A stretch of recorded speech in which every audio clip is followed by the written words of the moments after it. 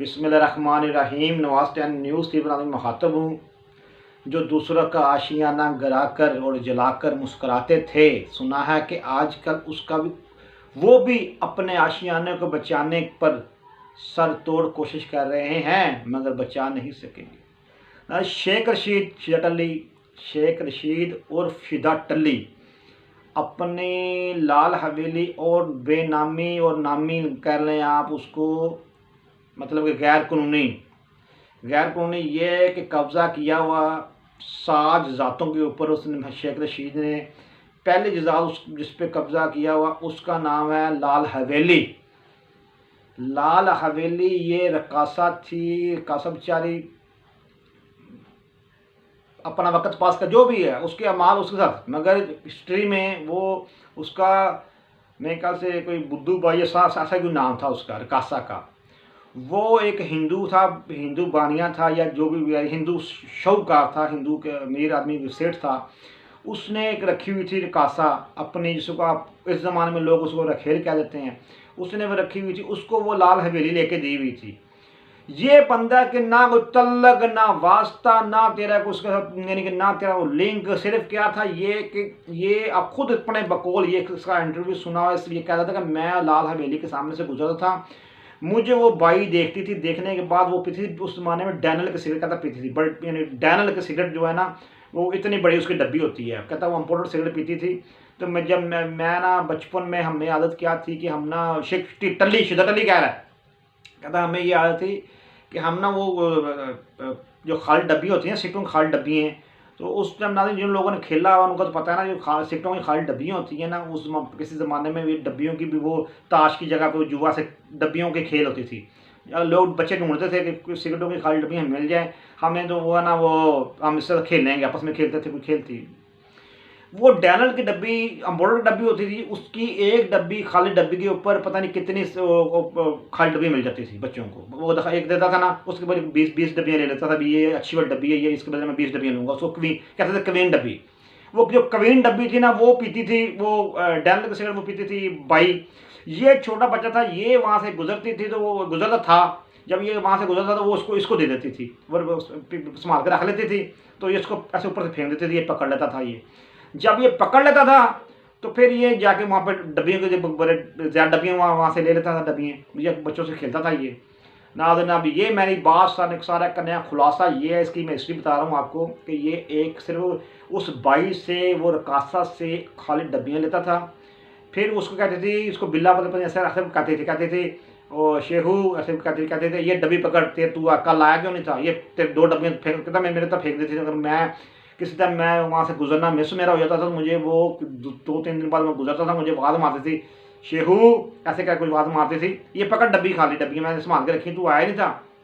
यानी कि इस बच्चा था, ये अच्छा प्यारा बच्चा था, अब था, अब तो नहीं है प्यारा, मगर अब तो इसकी जो हरकतें, इसकी जो इसकी बातें, जो इसका ज़हनियत, जो इसकी गाली गलौज, जो ये लोगों को तोहमतें लगाता है, झूठी सच्ची, जो भी झूठी भी लगाता है कहीं पे, तो ये अब तो उसकी बात नहीं कर रहा मैं, उस ज़माने की बात कर रहा हूँ जिस ज़माने में ये इसको वो बेचारी बाई जो थी, खेल थी किसी हिंदू की, अच्छी थी, बुरी थी, नेक थी, नहीं थी, अल्लाह पाक उसको बख्श दे। हम तो यही कहते हैं, अल्लाह जिसको भी बख्श कर सकता है, उसके माल उसके साथ रह गई। मैं आप ये बात करता हूँ कि वो बाई जो थी वो इसको खाली डब्बी इसको सिगरेट देती थी। इसने खुद कहा कि मैं लाल हवेली के सामने पुरानी किताबें ला के मैं बेचता था, सामने रख के फुटपाथ के ऊपर, लाल हवेली के सामने।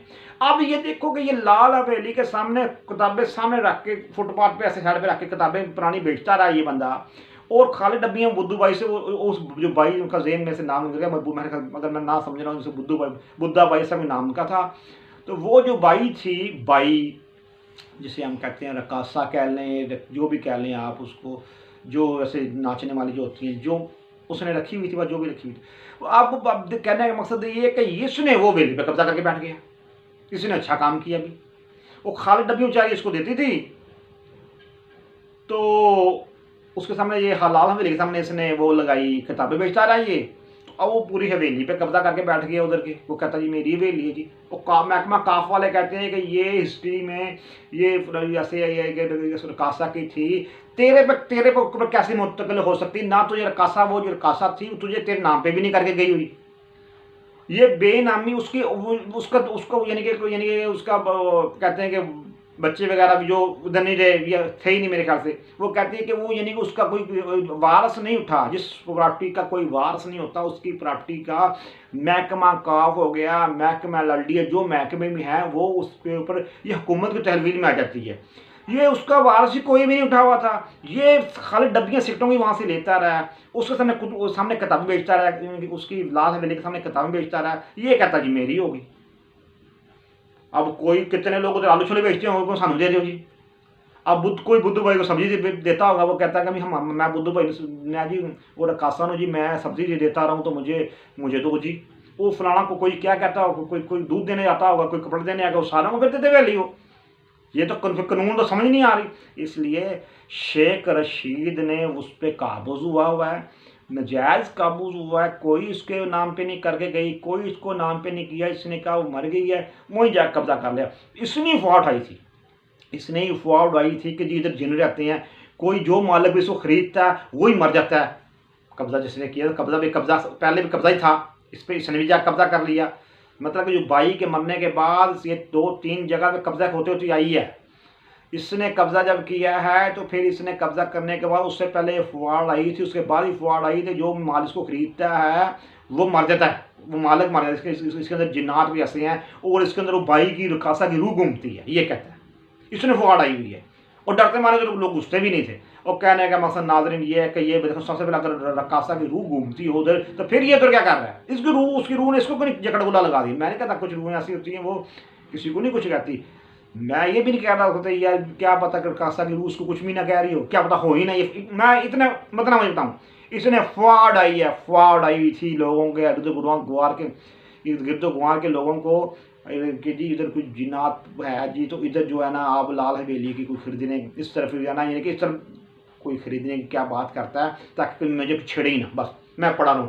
जैसे कोई नशा ही होते हैं ना, जो ना सूटा नशा नुशा लगाना होता है ना, वो नशा करने वाले कहते हैं जी फलाने खंडर के अंदर जी जिन्नात है जी, उधर ना जाना। क्यों? उधर बैठ के नशा पीते हैं वो। कई खंडरों में जिन्नात होते हैं, मगर जिन्नात जिन्होंने होते हैं फिर उनको चपेटा ही मारते जो नशा करने के लिए तो आते हैं, उन्हें गल पड़ जाती है बात सारी। नाज़रीन बात ये है, 100 बातों की एक बात, शेख रशीद की 7 जज़ातें जो हैं वो गैर कानूनी हैं, उसके ऊपर अदालत ने नोटिस जारी कर दिया हुआ है। महकमा काफ वाले उस पर तहकीकात कर रहे हैं और तहकीकात क्या आर्डर हो गए हैं। 7 दिन का उसको तकरीबन टाइम दिया हुआ था, उसमें भी 1-2 दिन गुजर गए हैं।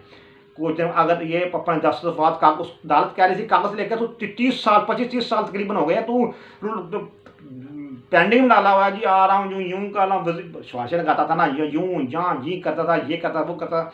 अब ये हो गया है कि अब इसके ऊपर अहनी हद पड़ गया है। मुझे तो लगता है कि लाल हवेली अगर ये बाज ना, अब इसको उठा के उन्होंने बाहर निकाल देना है, ये लाल हवेली को गिरा देना उन्होंने पकड़ के। यहाँ पे कुछ प्लाजा बनाए कुछ और गवर्नमेंट के कंट्रोल में, गवर्नमेंट फिर पता नहीं बेचे या पार्टी को जो भी करोगे, मगर शिदा टली खड़क गई है 100 बातों की।